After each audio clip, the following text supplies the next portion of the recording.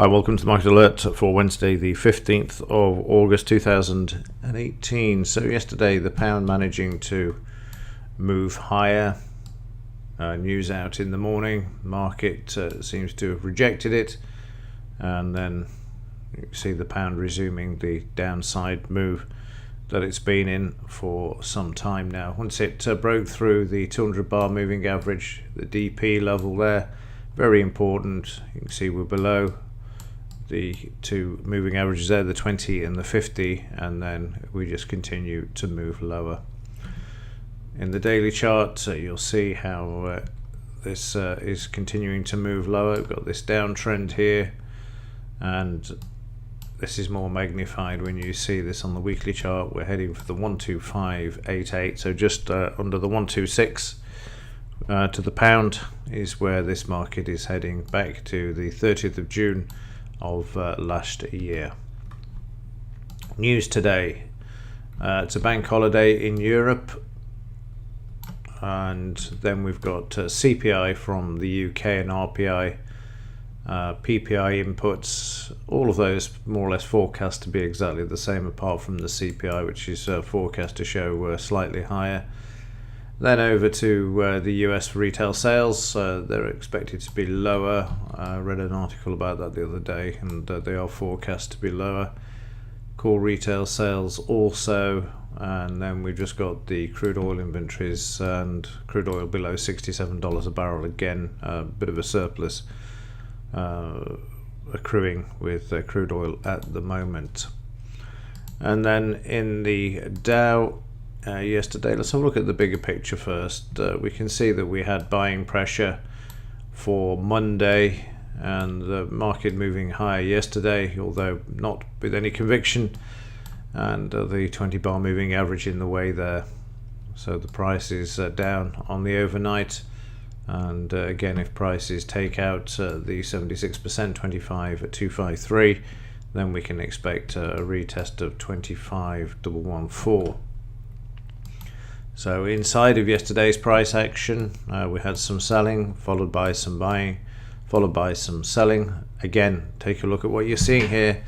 200 bar moving average, market struggles, shake out, move down, the selling disappears, move the market back up on fresh air, but straight back through the 200 bar moving average, and look what happens. Now the market sits above this, trades above the psychological level here at 25,300, and then keeps coming back and having another look at it. But the trend certainly to the upside for yesterday, you can see that there. Like I say, it's not looking too good on the overnight. The market down over 50 from its highs. Actually about 80 over from its highs, and also below the DP. And once again, see this selling bar that comes through the 200 bar moving average, sits on the DP, comes back and looks at the DP, bangs its head against the 220 bar moving average, and then down we go there. Bitcoin yesterday, bit of a rally. You can see there we've managed to move off the lows of Monday, but not convincingly, I have to say. And you're always going to get the dead cat bounce in these markets, and you can see where it's traded to, bang on the 76% retracement. Market coming off this at the moment, so we could see prices moved to the downside. This is the 4-hour chart we're looking at the moment as well, so I might be inclined just to do this as well. The thing about the 4-hour chart, it allows you to get inside and see the detail there. You can see all of the sell signals that we've had.